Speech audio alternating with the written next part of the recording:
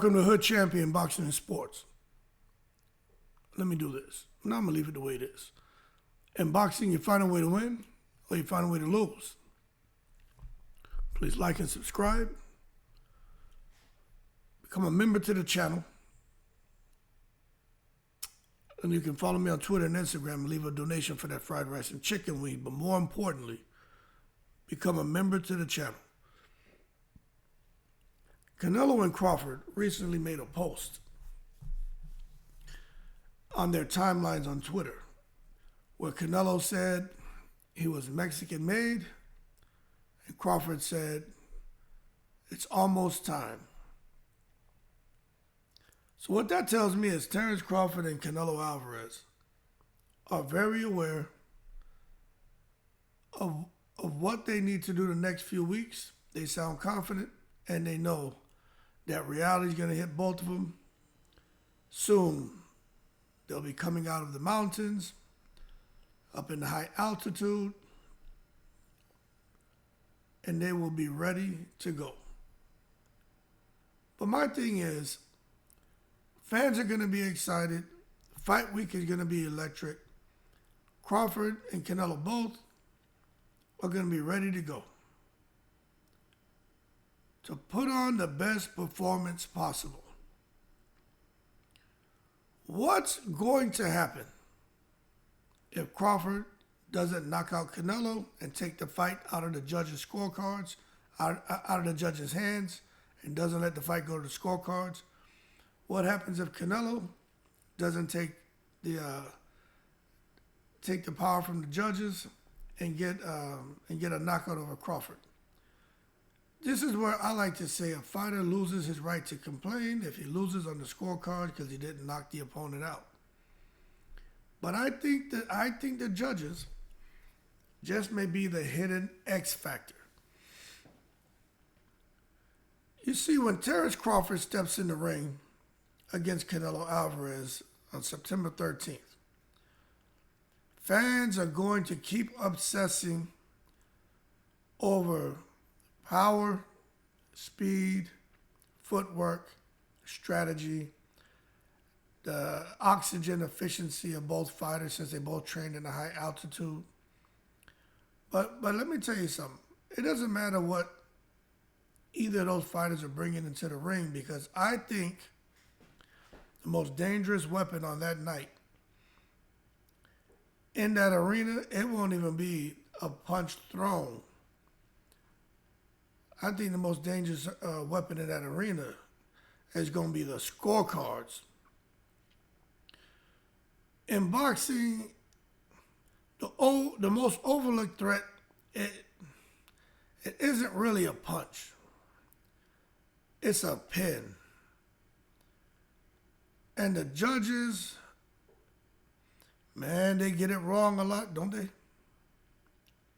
They're going to be sitting ringside with their scorecards and biases. And to be honest with you, look, you know the secret society's in full EFFECT. That's effect. Man, those judges in the secret society and key decision makers behind the scenes who we don't see, they may be the ones who already decided to fight before it even begins.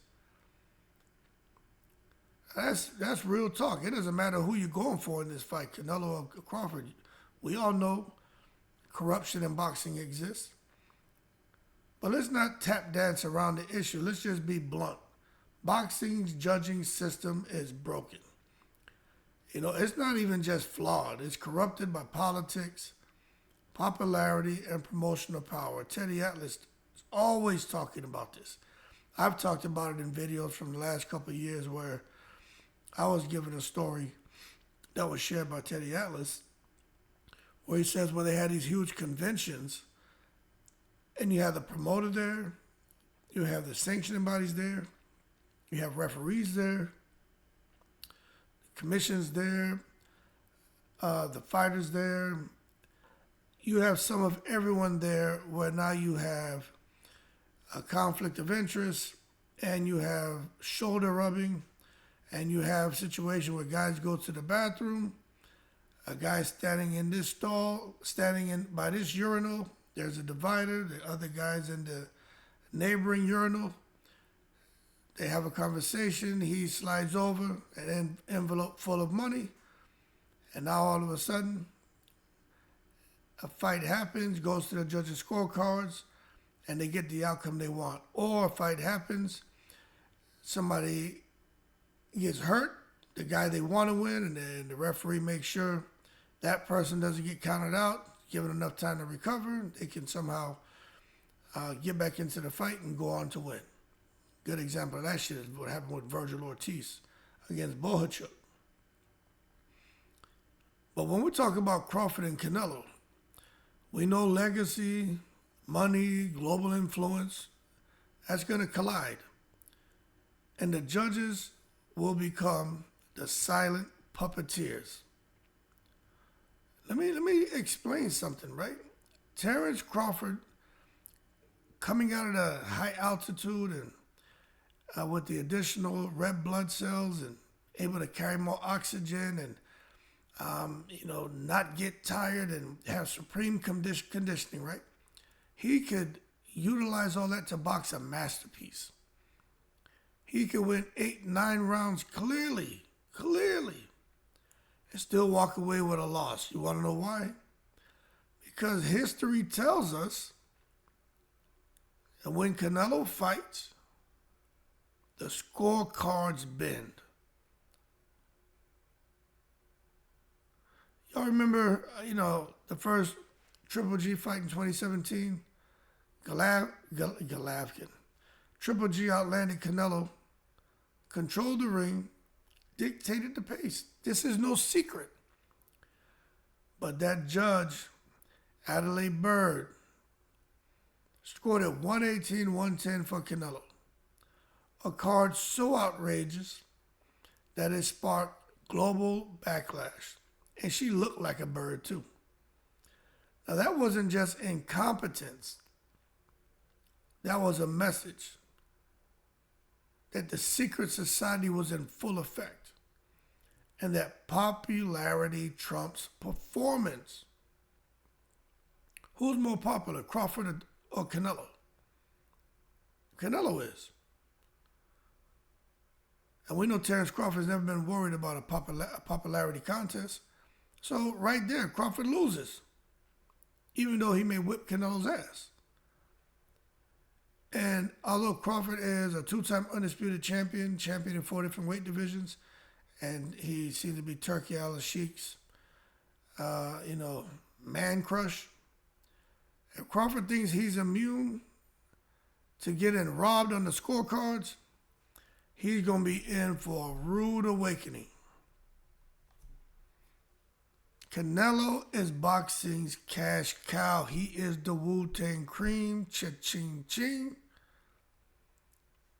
The face of Mexican pride. He's a global icon, the face of boxing, king of pay-per-view. And all promoters love him because they know if they can get Canelo to just fight for them, they can promote him for one fight. They know they're going to make millions of dollars. And when it comes to the judges, hey, even they know that a Canelo wins means more money.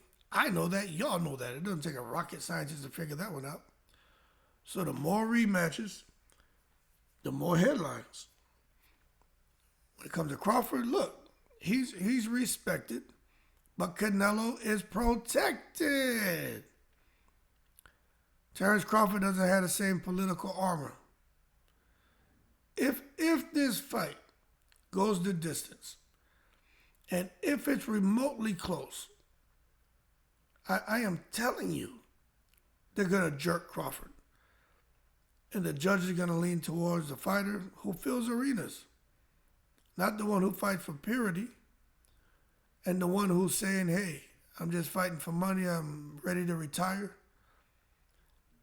They're going to say, hey, this is the guy, one, he's the most popular fighter, he generates the most money, and he wants to fight for the next 10 years. That's Canelo.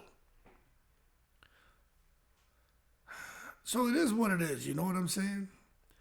But if you want to continue with this conversation, you could talk about the styles of the boxer puncher versus the brawler. the pressure fighter. There is something when it comes to judges, also boxing fans, but judges are human, man. If you're sitting back and you're a judge and you're watching the fight, you want to see somebody box 12 rounds, or you want to see somebody get in there and put the bing bings on someone and try to knock them out. So there's something called style bias. Crawford's a slick technician. He switches stances, controls range, wins with subtlety, right?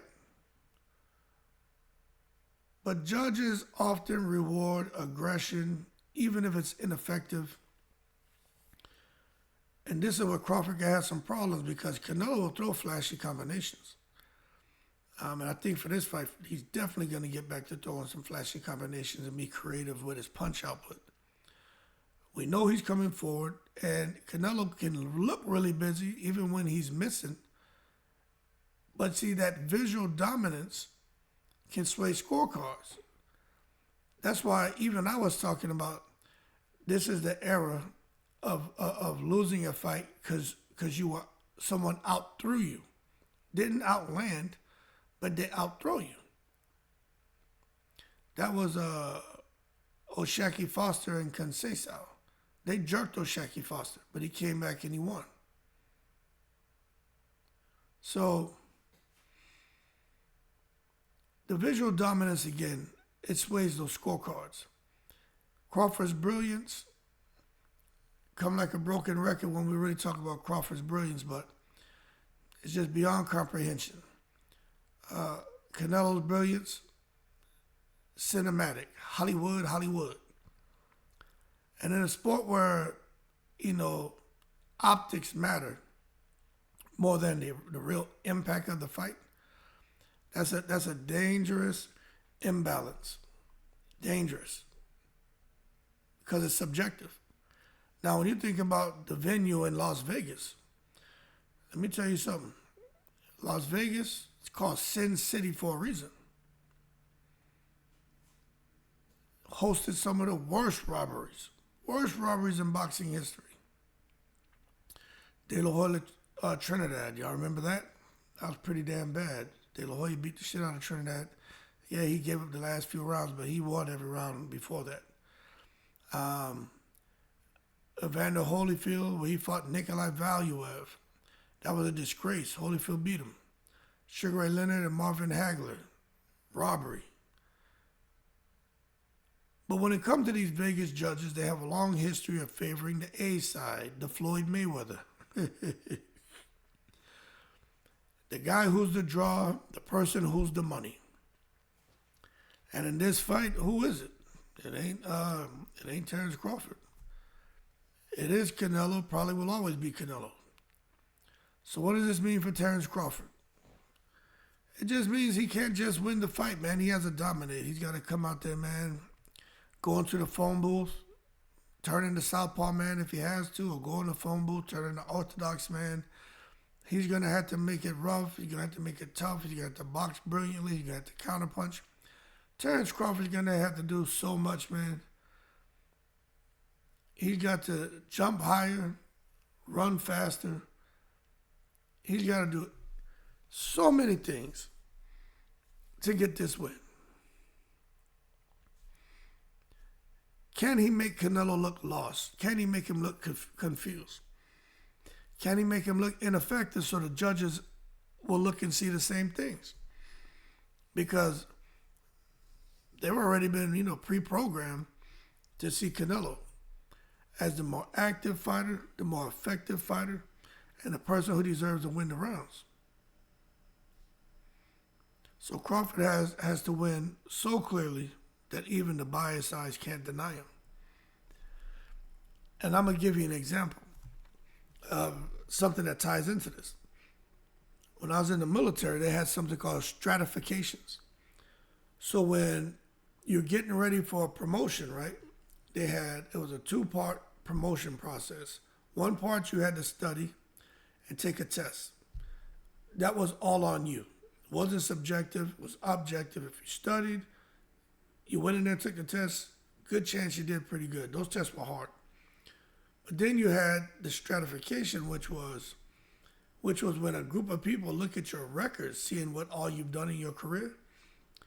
And if there's 10 of you, they stretch you, or they put you what we call a ranking stack. So they'll have number 1 through 10, and number 1 being the person with the best records, number 2 second best, and so on and so on. The number 10 person had the worst records. Didn't mean that they didn't have good records, just compared to everyone else, they had the worst. So with me, I recognize early, like, yo, when it comes to the stratification process, I gotta make sure that my records are so good that the worst they could make me is number 3. That really meant I was number 1, because I knew about the politics. I knew they would never give me number 1. And that's what I did. I was always like number 2 or number 3. They never made me number 1. But you know what's crazy? Is when it came time for promotion, the 1 or 2 guys they had above me, they didn't get promoted. I got promoted. Now that next year or the following year, they would get it, but I always got promoted over them. Because when the right people are observing, they can see, oh, this is really a number 1 guy. Just like this shit with these judges. And what Crawford could go through. He's going to have to do like me and make sure that he's so dominant and he's kicking Canelo's ass so bad that they're going to have to give him at minimum a draw. But what I will say is this, man.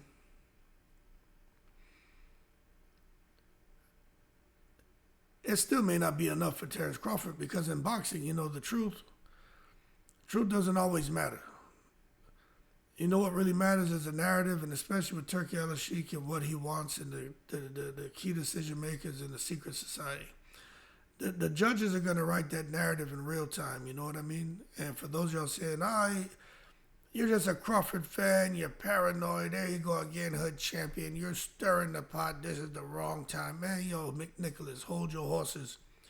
Stop taking to the stupid. Ain't nobody paranoid. This is called precedent. It ain't paranoia, it's precedent. Fighters have lost careers to bad decisions. What are you talking about? Pernell Whitaker's robbed multiple times. Robin Reed was cheated in Germany. Dave Tiberi outboxed James Toney and still lost. You know, these weren't close fights. They were crimes. The fans watched in disbelief, like many of us are going to watch Crawford and Canelo. And by the time the decision comes out, we'll probably be sitting in disbelief, because judges will erase the reality with a few strokes of their little monkey pins. So for Terence Crawford, if he loses a decision, let me tell you something. Especially something where we majority feel he won that fight, the outrage is going to be deafening. People are going to be breaking shit. They may start looting. They may burn down Las Vegas. Fans are going to scream robbery.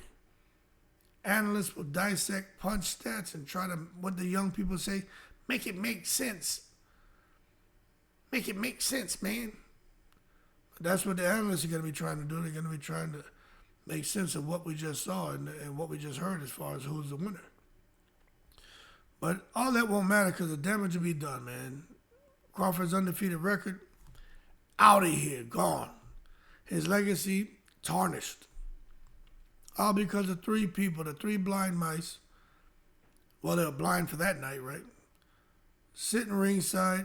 They're going to see what they want to see, not what actually happened, because there's a narrative and there's a lot of money to be made. So, yeah. I do feel the judges are the hidden X factor. They're the silent threat, the secret society. And if boxing fans aren't furious about that, they should be. Because to be honest with you, man, this isn't just about Crawford versus Canelo. You know what I'm saying? This, in my opinion, is really about the soul of the sport. If the best fighter in the world can be robbed on the biggest stage, then what are we talking about when it comes to boxing? But we already know there's corruption that exists. So, I mean, would I be shocked? Hell no. I'll just be sitting here shouting like I just said. I'll just be shouting robbery, man. So, it is what it is. It's not good. But I truly believe Terence Crawford knows what he's up against. He's going to have to figure that out. When you think about the history of Canelo's special scorecards, you can just look at Canelo versus Mayweather. We saw a masterclass from Mayweather. What Mayweather did was crazy. Floyd painted him with jabs and counters, schooled him for 12 rounds all night. We talked about ADELEYE Bird and how they jerked Triple G. What about C.J. Ross with the Mayweather-Canelo fight? Scored at 114, a draw. In a fight that we all know Floyd dominated. Even Canelo knew that.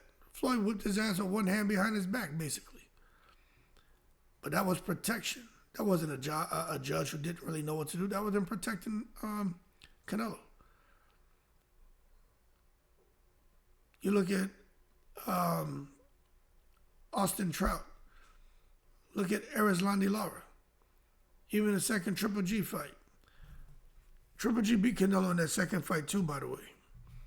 So when the rounds are close, the benefit of doubt mysteriously leans towards the red-headed Guadalajara and Jalisco native, Canelo Alvarez. Judges just don't favor him. I really think everybody sees him as an investment. Anything involved with a Canelo event is money to be made. Sponsors, endorsement deals, all kind of crap. There's money to be made. So it matters with Terence Crawford, and he should be aware of this. You got to understand, he dismantled Earl Spence so badly that people hate Terence Crawford for that. Spence looked bad. He looked bad after that fight. And Crawford is probably one of the most skilled fighters who can do things from any angle, any stance, probably since Roy Jones Jr. And many people will say he's the cleanest pound-for-pound fighter since Floyd. So if anyone can solve Canelo's puzzle, it could be Bud, and the judges are already aware of that. So to me, it just creates a nightmare scenario, and I just don't think it's fair. Bud boxes beautifully, does what he does, frustrates Canelo, makes him miss, wins 9-10 rounds, still loses 115-113, 116-112. It's crazy. So Crawford's fighting 4 people, Canelo and 3 judges. But comes back to what I was saying and what we all know. It's all about who's the cash cow. Who is the individual that the casino builds a weekend around? This ain't Crawford weekend. This is Canelo fight weekend. Yeah, Crawford's name is in the headline, but this is Canelo, man.